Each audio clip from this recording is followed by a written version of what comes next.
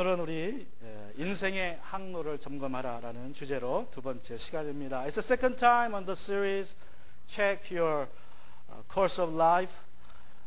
지난주에 말씀에 대한 우리 인생의 항로를 점검해 보았습니다. 하나님의 말씀으로 말씀은 모든 것보다 탁월하고 우선하고 그리고 영원하고 또 우리 죄인들을 죄에서 구원하고자 하는 목적이 분명하다고 우리가 말씀을 나눴습니다. Last week we checked on the course on God's Word, which is preeminent and permanent and have priority of everything and has purpose of salvation of our souls, the souls of the sinners. 하나님의 말씀이 우리의 인생의 기준점이 됩니다. GPS 기술이 있기 전에 바다를 항해하는 배들은 북극성을 바라보면서 항로를 점검했습니다. God's Word is the reference point of our life. When GPS technology was not available, all ships on sea used the North Star as their reference point. 하나님의 말씀이 우리 믿음의 항로, 우리 인생의 항로의 북극성과 같습니다. 우리가 세상 철학이나 세상의 유행을 우리 인생의 기준점으로 삼다 보면 믿음의 길에서 벗어나게 됩니다. 오직 하나님의 말씀이 우리의 인생 항로를 바르게 제시해 줍니다. If we have philosophies of a human or trends of the world as our reference point, we will get sidetracked from right path. Only God's Word will keep us on the course. 마태복음 5장 21절부터 우리 48절의 말씀에서 예수님께서는 우리의 삶의 어떤 부분에서 우리가 그 말씀을 어떻게 적용해야 되는지 아주 구체적으로 말씀해 주십니다. 오늘은 이제 분노에 대해서 예수님이 이렇게 말씀하십니다. From Matthew chapter 5 verse 21 to 48, Jesus deals with several hot topics of our life and teaches us how to apply God's word to each occasion. Today, He teaches us on anger. 그래서 오늘은 이제 분노에 대해서 말씀을 주시는데 이렇게 이제 우리가 살펴보고자 합니다. 최근 연구에 따르면 우리 현대인들이 남자나 여자나 평균적으로 한 달에 28번 화를 낸다고 합니다. 그러니까 1년에는 336번, 그러니까 거의 매일 화를 낸다고 할 수 있습니다. According to a latest research, modern men and women get angry 20 times a month, which means 336 times a year. Almost every day we get anger. 어떤 사람들은 자제력을 잃고 홧김에 이제 아주 심각한 중한 죄를 짓기도 하고, 그래서 어른이나 청소년이나 분노가 범죄의 가장 일반적인 원인 중에 하나라고 이야기합니다.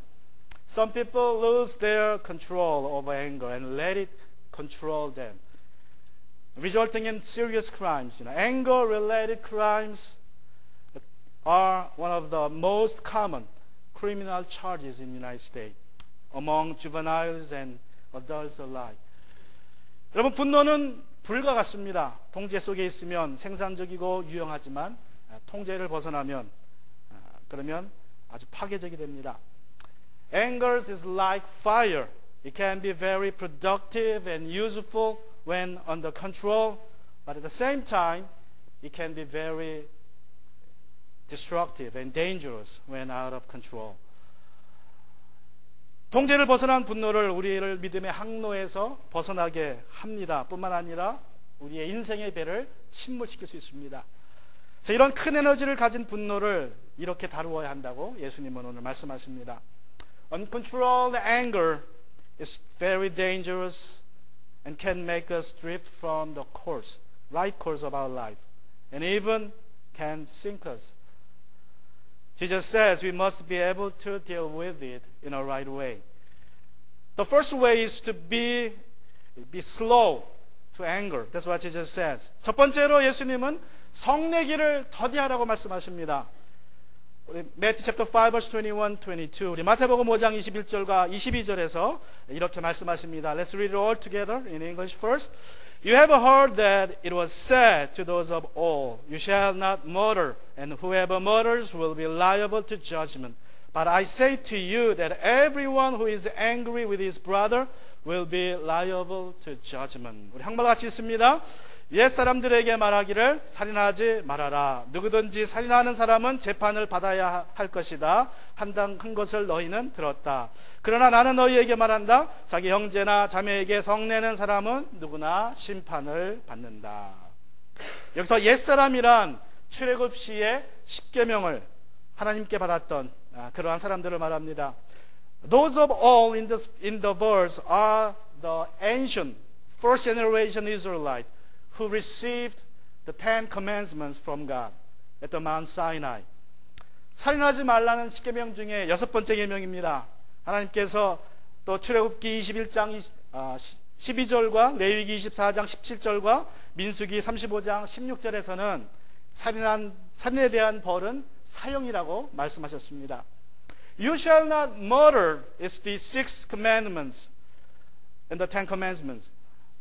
Now God revealed in Exodus chapter 21 verse 12 and Leviticus chapter 24 verse 17 and Numbers 35:16 that the punishment for the murder is death.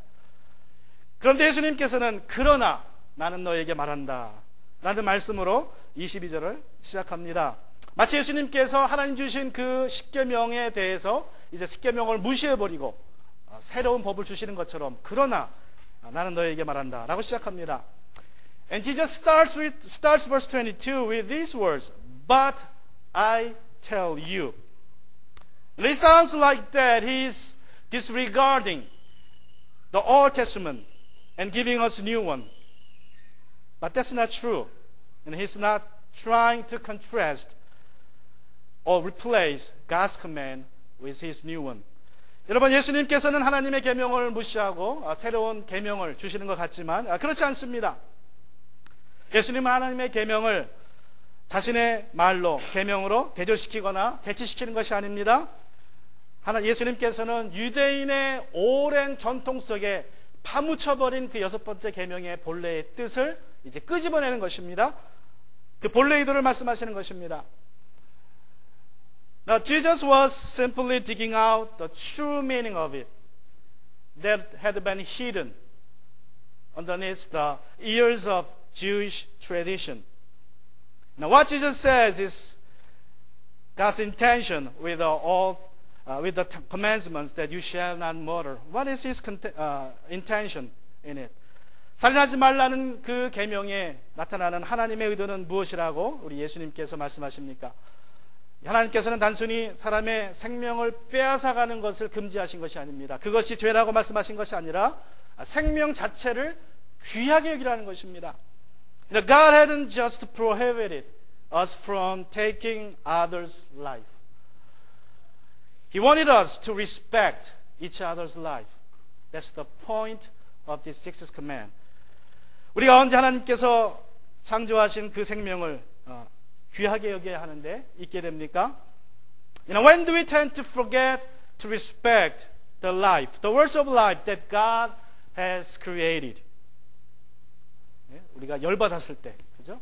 화가 그냥 머리끝까지 치밀어서 뚜껑이 막 열리면 그러면 상대방이 보이지 않습니다. 생명을 존귀하게 보지 못하게 됩니다. It's when we get hard-headed and steamy with anger. And when you get so angry, you get blinded by it and can't see the words of the life and even try to harm it. 그래서 우리가 이제 그 분노 속에서 눈이 멀면 그냥 상대방을 존귀하기는커녕 오히려 해를 끼치려는 그러한 마음을 갖게 됩니다. 인력사상 첫 번째 살인은 형이 동생을 죽인 것이었습니다. 가인이 동생 아벨을 죽였습니다. The first murder in history is that a brother killed his own younger brother. Cain killed his baby brother.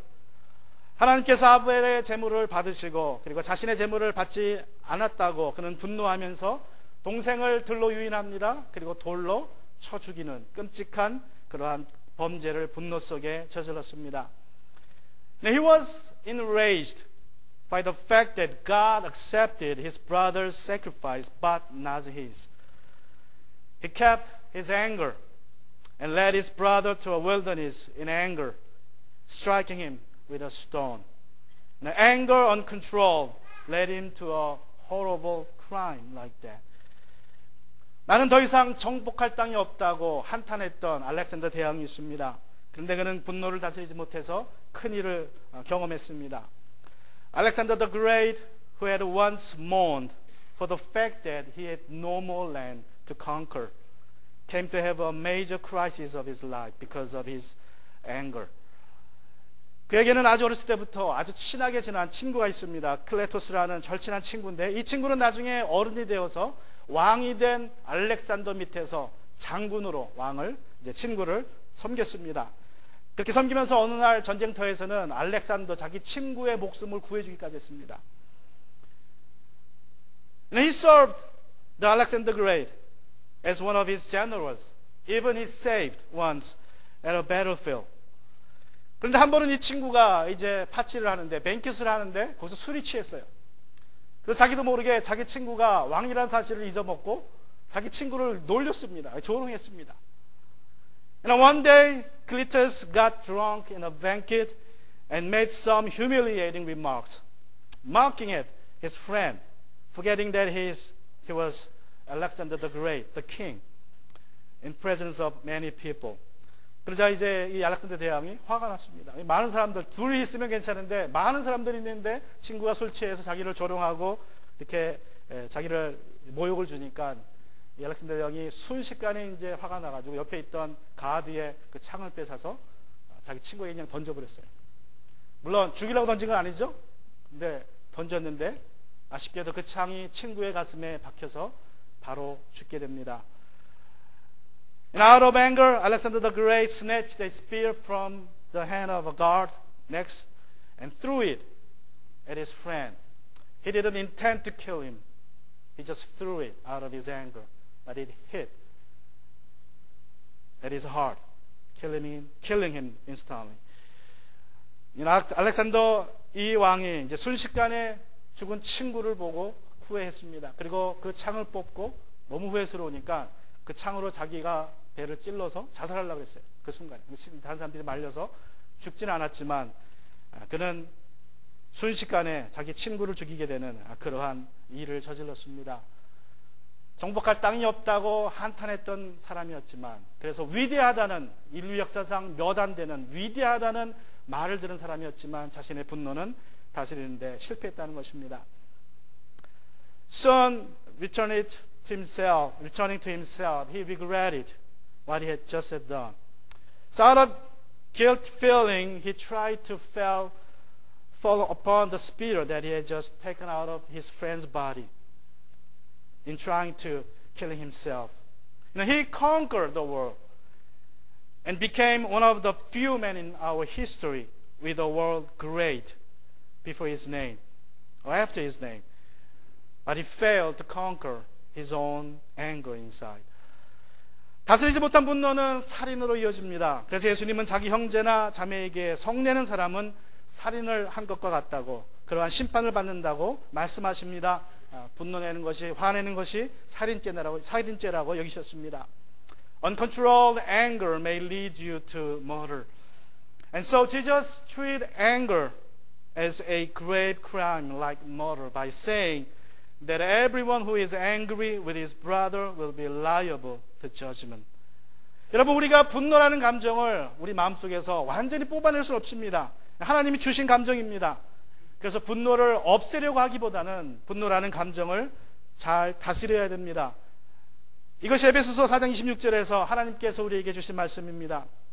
뭐라고 말씀하십니까? 우리 같이 읽습니다.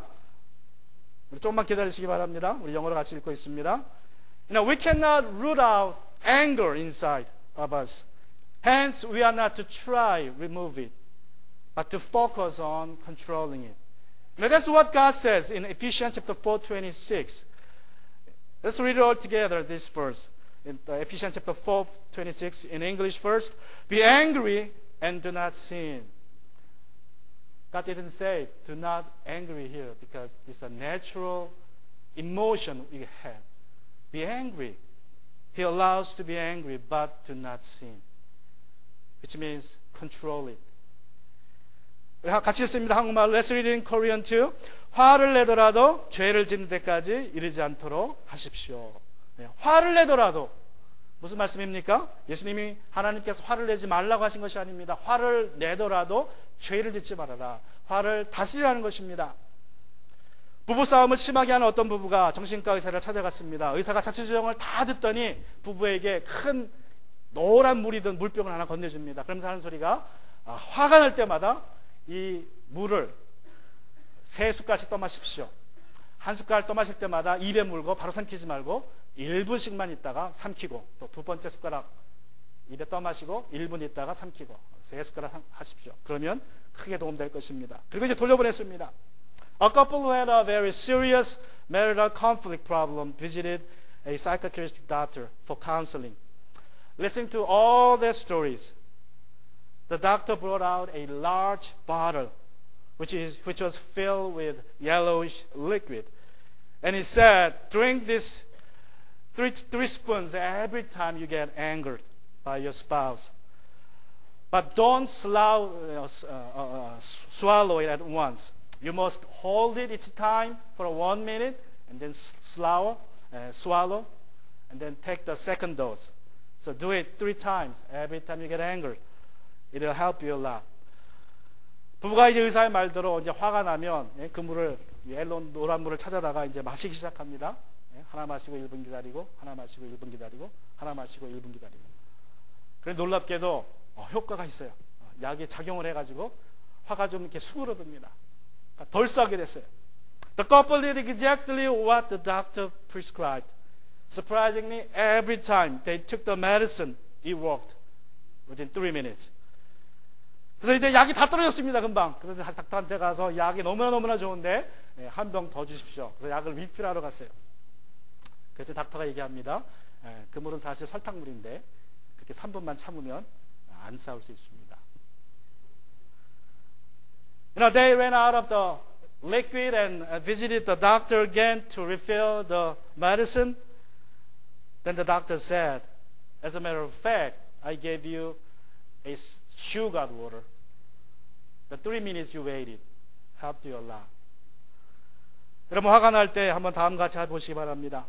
버럭 화를 내지 말고 3분도 아니라 30초만 기다리시면 된다고 합니다. 그리고 여러분, 말을 할 때에는 30초 기다린 후에 말을 할 때는 화를 내게 한 사람을 지적하지 말고 그 사람이 한 말이나 행동을 지적하시면 돼요. 행동. 그리고 말할 때 당신이라고 말하면 안 되고 내가라고 말하면 도움이 됩니다. 내가, 나는 무슨 말 때문에 상처받았다, 이렇게 얘기하면 된다는 거예요. 절대로 당신이라고 얘기하면 안 되고 내가 뭐 때문에. 그러면 굉장히 화를 다스리고 화를 천천히 내는데 도움이 된다고 합니다. And use the steps to be slow to anger. Don't let it out at once, but try your best to keep it down for just 30 minutes. Just 30 minutes. And then point out the action or behavior or words of the other person that hurt you. Don't say you. Say I was hurt by such kind of remarks or behaviors. Don't have you as the subject of the sentence when you get angry. Have I as the subject in your sentence. Being slow to anger is the first way to keep it under control. 화를 더디내는 것이 분노를 다스리는 첫 번째 방법이라고 예수님이 말씀하십니다. Secondly, be watchful of your words. 입을 조심하라고 말씀하십니다. Matthew chapter 5 verse 22 verse B. Jesus says, 우리 마태복음 5장 22절에서 예수님께서 하반절에 이렇게 말씀하십니다. 우리 같이 영어로 먼저 읽습니다. Let's read it all together in English first. Whoever insults his brother will be liable to the council. And whoever says, you fool, will be liable to the hell of fire. Let's read it. 우리 한국말 같이 읽습니다. 자기 형제나 자매에게 얼간이라고 말하는 사람은 누구나 공의에 불려갈 것이요, 또 바보라고 말하는 사람은 지옥 불 속에 던져질 것이다. 여러분, 우리가 화가 날 때, 화풀이 할 때에 가장 쉬운 방법은 그냥 말을 하는 겁니다. 그냥 말하는 게 아니라 뭐 하는 거예요? 한번 욕해 주는 거죠. 근데 상대방이 나보다 좀 높은 사람이 어떻게 합니까? 욕은 말로 못하고 그냥 속으로 욕을 합니다. 그런데 예수님께서는 형제나 자매나 누구에게나 얼간이라고, stupid이라고 말하는 사람은 예외 없이 공회에 불려간다고 말씀합니다. When you get angered, the easiest way to let it out is using our tongue. If we are subordinate to the other person who angered us, then we speak out the words, the bad words, not loudly, but in ourselves, in our heart. But Jesus says, anyone who insults his brother loudly or silently will be liable to the council. 여기서 공회라는 것은 예루살렘 공회를 의미합니다. 예루살렘에는 71명의 공회가 있는데, 1명으로 구성된 공회가 있는데, 오늘날 대법원과 같습니다. 그래서 여기서는 사형 선고를 내릴 수 있습니다. 그래서 공회에 불려간다는 것은 사형 선고를 받는다는 거예요. 친구를 얼간이라고 부를 때에. At that time, there was a council called Sanhedrin in Jerusalem. It is like the Supreme Court today. So since only Sanhedrin could pronounce a death penalty or sentence, being liable to it means death penalty. You are getting death penalty for saying, insulting brothers or sisters. 또 예수님은 바보라고 말하는 사람은 지옥불에 던져질 것이라고 말씀합니다. 지옥불은 헬라말로 게헨나라고 합니다. And Jesus says, anyone who calls his brother a fool will be liable to the hell of fire. The hell in Greek is Gehenna. It's a name of a valley located southwest of Jerusalem. 게헨나라는 말은 예루살렘 이제 서남쪽에 있는 골짜기를 의미합니다. 구약 시대 때에는 이 게헨나라는 골짜기가 뭐라고 불렸냐면 흰놈 골짜기라고 했습니다. 거기에 몰렉이라는 이방신을 섬기면서 많은 왕들이 또 사람들이 자기의 첫째 아들을 불살라 바치던 제단이 있던 곳이에요. 그 흰놈 골짜기라는 곳이. 그러니까 이방 제단을 섬기던 곳입니다. In the Old Testament times, people used to sacrifice their firstborn son to the pagan god called Molech at the valley of Hinnom. When Josiah became king, he destroyed the valley of Hinnom and the altar and turned it into a dump site for Jerusalem people. 그런데 이제 요시아가 왕이 된 이후에는 그 요시아가 그 몰렉 제단을 다 무너뜨리고 그곳에 쓰레기를 버리게 했습니다. 사람들이 쓰레기를 버리고 쓰레기를 소각하는데 불로 태워서 버립니다. Now they had the dump site, the garbage on fire. So whenever they threw their garbage, if somebody set it up fire, so it has fire all the time. It was burning all the time. And since then, the name of the valley changed to Gehenna, means fire of hell, or fiery hell. 사람들 쓰레기를 버리면 이제 소각하려고 불을 태우니까 그 이후로 계속해서 거기가만 가면 불이 붙어 있습니다. 불이 꺼지잖아요. 매일 탑니다. 그러니까 사람들이 그 불을 보고 이제 그 불을 지옥불이라고 부르기 시작했어요. 그래서 게헨나, 지옥불이라는 것은 바로 그런 뜻입니다. 우리가 상대방을 화나게 했을 때에 욕하거나 또 욕하는 것을 아무렇게 생각하지만 예수님은 욕하는 것이 지옥 심판을 받는 그런 아주 심각한 죄라고 경고하십니다. 왜냐하면 여러분 욕이라는 것은 그 사람의 인격을 죽이는 것입니다. 폭력은 사람의 몸을 죽이지만 욕은 그 사람의 영혼을 죽입니다. We don't take it seriously to call names, but Jesus warns name calling as a grave crime, just like murder, liable to hell, the hell, fiery hell. Now it's a character assassination. Violence kills body, but abusive words kill souls. 우리 창세기 1장 20절에 보면 우리 하나님께서 인간을 만드실 때에 우리를 하나님의 형상으로 만드셨습니다. 그래서 여러분이 그 사람을 모욕한다는 것은 그 안에 담긴 하나님의 형상을 모욕하는 것입니다. 그래서 하나님께 죄를 짓는 것입니다. 그 사람의 육신을 죽이는 것은 하나님이 만드신 그 걸작품을 파괴하는 것이기에 지옥불에 받는 심판을 받을 것이라고 말씀하는 것입니다. According to Genesis chapter 1 verse 22, God created human beings in His own image. Now, all human beings have God's image on themselves. So they are honorable and respectable beings. And insulting other people, so it's a serious offense against God who created people in His own image. Not only just, destroying the body, but also the personality and characters. 자, 여러분이 화가 난다고 해서 그냥 있는 그대로 말을 하면 안 됩니다. 그것은 굉장히 어리석은 일입니다. It's not being wise just to let it out with words, out of anger. In Matthew chapter 12 verse 36 and 7 Jesus says, 우리 마태복음 12장 36절과 7절에서 예수님이 이렇게 말씀하십니다. I want all of us read it all together in English. I tell you, son of the day, on the day of judgment, people will give account for every careless word they speak. For by your words you will be justified, and by your words will be condemned. So on the day of judgment, people will be judged. How? By the words we have spoken. So we'll be also justified by the words we have spoken. Let's read it all together in Korean. 우리 같이 한국말 읽습니다. 내가 너에게 말한다. 사람들은 심판날에 자기가 말한 온갖 쓸데없는 말을 해명해야 할 것이다. 너는 내가 한 말로 무죄 선고를 받기도 하고 유죄 선고를 받기도 할 것이다. 여러분, 내가 한 말로 우리가 선고를 받는 것입니다. 내가 한 말로 또한 무죄 선고와 유죄 선고를 받는다고 말씀합니다. 나는 내가 한 말을 다 기억하지 못하지만 여러분, 하나님께서 기억하십니다. 그리고 그 말을 통하여서 우리가 심판받는 사실을 기억해야 됩니다. We don't remember all the words we have spoken, but God does. So remember, it's not God who judges you, but you yourself with your own words that you spoke. Lastly, this is what Jesus says about anger. Be quick to reconcile. 예수님께서는 화해하기를 신속히 하라고 말씀하십니다. 여러분, 우리가 누군가 사람에게 욕할 정도로 화가 났다는 것은 무슨 뜻입니까? 그 사람과의 관계가 깨졌다는 것입니다. 예수님께서는 그 깨진 관계를 아주 신속하게 회복하라고 말씀하십니다. 두 가지 이유에서입니다. Being angry at someone to the point of using bad words means that the relationship with a person is broken.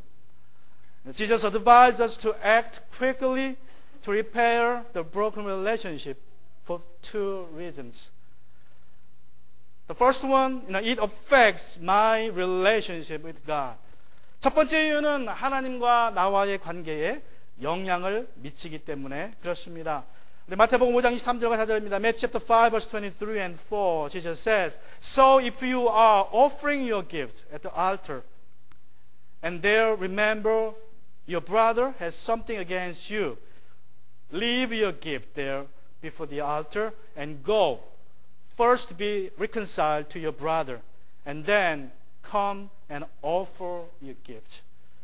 우리 마태복음 5장 3절과 4절에서 예수님이 이렇게 말씀하십니다. 그러므로 내가 제단에 제물을 드리려고 하다가 내 형제나 자매가 내게 어떤 원한을 품고 있다는 생각이 나거든. 너는 그 제물을 제단 앞에 놓아두고 먼저 가서 내 형제나 자매와 화합하여라. 그런 다음에 돌아와서 제물을 드려라.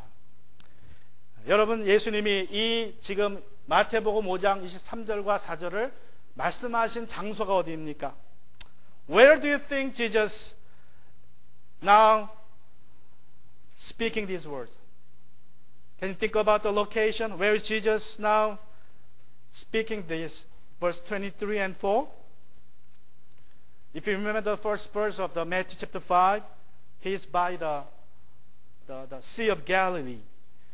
여러분이 마태복음 5장 1절을 기억하신다면 이제 갈릴리 호숫가에서 예수님이 이 말씀을 하고 계십니다. 그런데 제단은 어디입니까? And where is the altar? It's in Jerusalem, about 80 miles from Galilee. 여러분, 제단은 예루살렘에 있습니다. 갈릴리로부터 약 80마일 떨어진 곳에 남쪽으로 있습니다.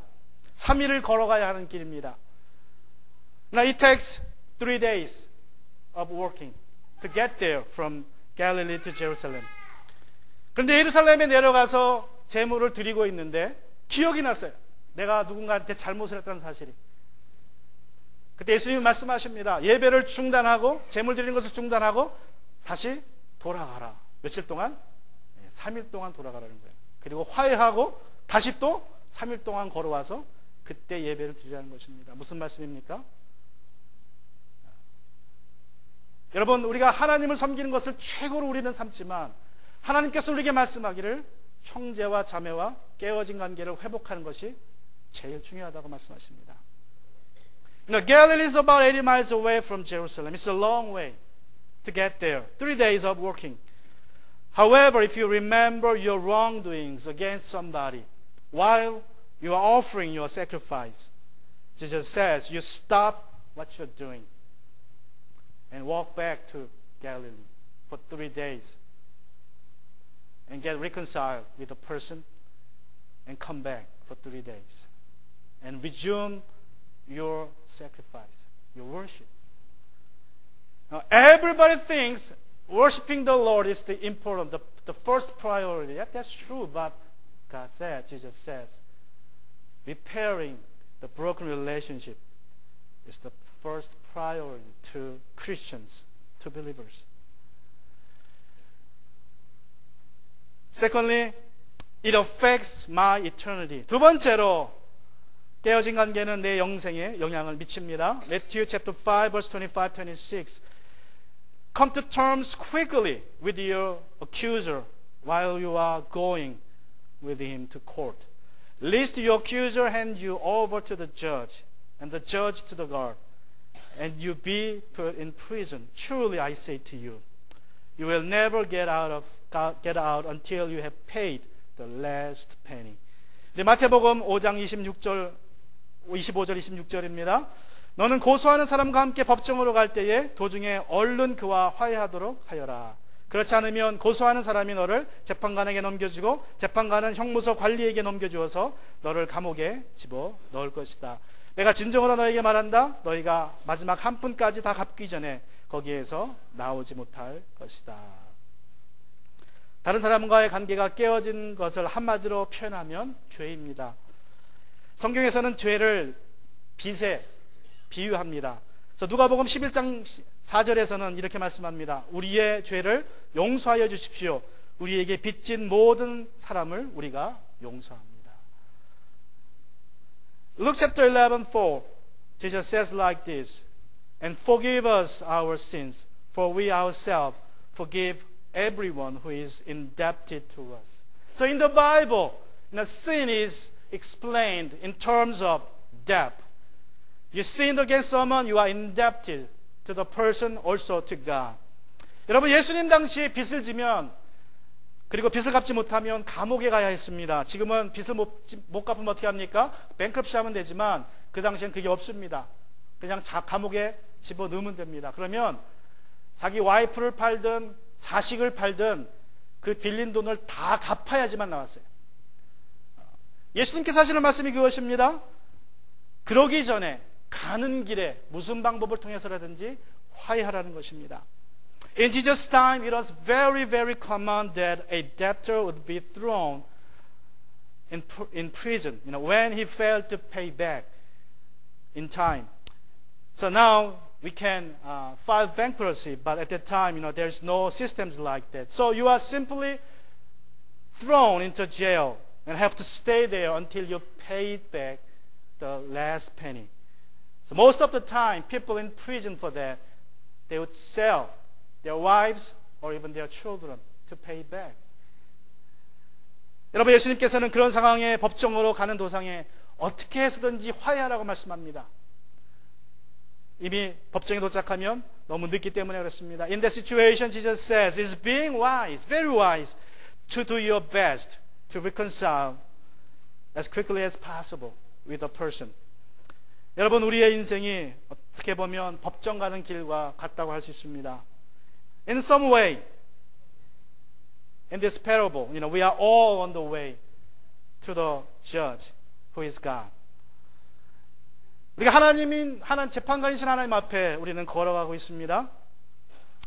그런데 문제는 아무도 그 재판관에게 쓰는 날이 언제인지 모른다는 거예요. Now, the main problem is that nobody knows. I'm getting there, standing before the judge. Nowadays, the average lifespan is about 80 years old. I'm 40 years old, so I have On average, 40 years to go. That's not true. Nobody knows how many days you have. 여러분, 우리가 지금 평균 수명이 80이니까 내가 40살이고 40년을 더 가야 한다 생각하고 우리가 미룰 수 있습니다. 그건 내 생각입니다. 그죠? 언제 내가 하나님 앞에 쓸지는 아무도 모릅니다. 예수님 말씀하시기를 quickly. Jesus says quickly, on the way. When you get there, it's too late. Do it now. Even breaking your worship service, you have to go back to reconcile. 우리 하나님께서 말씀하시기를 내일로 미루지 말고 지금, 우리는 지금 법정 가는 순간에 있으니까 지금 이 순간 예배를 중단하고서라도 가서 화해하고 돌아와야 한다고 말씀합니다. 왜 그렇습니까?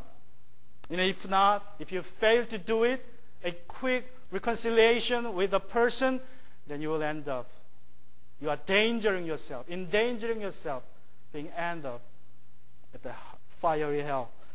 우리가 만약에 화해하는 일을 미룬다면 우리가 지옥불에 갈 수 있는 그러한 위험에 처하게 되기 때문에 그렇습니다. 아직 미혼인 두 자매가 함께 살았습니다. 근데 어느 날 아무 일도 아닌데 사소한 것에 말다툼을 했어요. 그리고 두 자매가 말을 하지 않기 시작합니다.